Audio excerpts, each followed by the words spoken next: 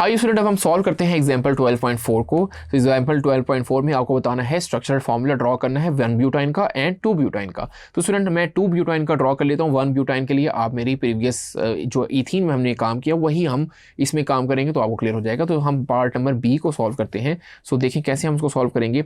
So once again आपने लेने हैं 4 कार्बन, क्योंकि आपके पास है 2 ब्यूटाइन। तो 4 कार्बन में आपने ये मैंने अभी तो सिंगल बॉन्ड लगा दिया क्योंकि 2 ब्यूटाइन है। सो देखें इसको हम नंबरिंग दे देते हैं 1 2 3 4।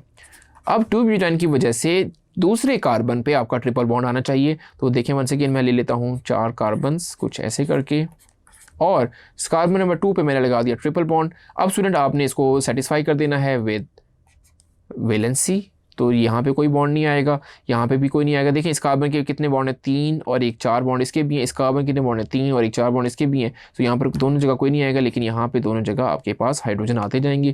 तो यहाँ पे भी हाइड्रोजन, यहाँ पे हाइड्रोजन, एक इधर हाइड्रोजन, यहाँ पे हाइड्रोजन, यहाँ पे हाइड्रोजन और यहाँ पे हाइड्रोजन। सो अब इसको कंडेंस करके लिख लेते हैं। तो आपका फॉर्मूला क्या बनेगा, CH3C triple bond C and once again CH3। So student ये अगर मैं इसको पहचान कैसे करेंगे, क्या आपने ठीक लिखा है, आपके पास फॉर्मूला है CnH2n-2। तो यहाँ पे आप C4 पुट करें, C4H क्या बन जाएगा 4 8 - 2 which is equal to 6।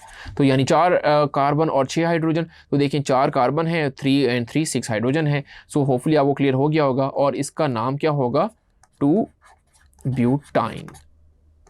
Butyne because of triple bond. Hopefully student आपको ये रिएक्शन ये जो नेम हमने दिया ये अच्छे से क्लियर हो गया होगा, और एग्जाम्पल भी अच्छे से क्लियर हो गई होगी। Thank you.